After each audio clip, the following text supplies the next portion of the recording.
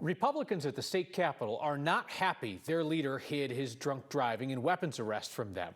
Not mad enough to replace him for it, at least not yet. Minority Leader Mike Lynch insists that talking about his arrest once it leaked out is leadership. Politics guy Marshall Zellinger reports on whether he will remain the GOP leader.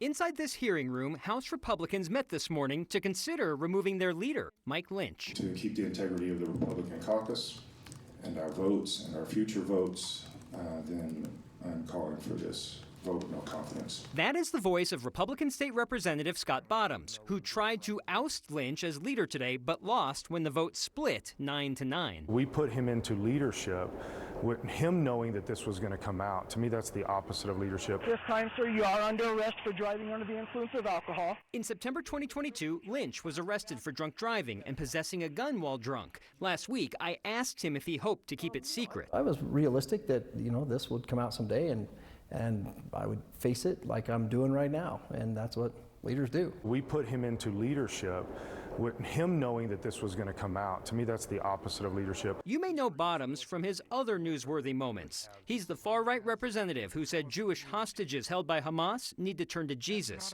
He made a mockery of diversity, equity, and inclusion efforts during a gas stove debate. And I asked him, who would he rather be leader? Here's the 100% that I can give you. I do not want to be a minority leader myself. I have no desire for that. I will not accept a nomination for that at all. And if there is a new leader, it will not be because Lynch quits. He put out a statement defending his leadership, and before the vote this morning, told his caucus why he was not stepping aside. If I believed that this event, which occurred outside of this building, outside of this session, had an impact and was detrimental to my ability to perform this job, I would gladly step aside. I don't believe it does, and I don't believe that it did. So we're just going to call for another caucus meeting tomorrow and make sure that everybody's available, and then we'll re-vote on this, and then it'll be done. There are 19 Republican members. One of them, Stephanie Luck, just had a baby. She's tried to participate remotely today, but it didn't work out. The thinking would be that if she voted, Lynch would have been ousted 10-9. But I'm hearing from the audio of the meeting and representatives that were there was confusion over whether or not a yes vote meant to oust or to keep. And we don't know how the members voted because it was a secret ballot, Kyle. And again, they are a super minority at the Capitol. So they've got this tiny caucus and they're fighting with each other about things.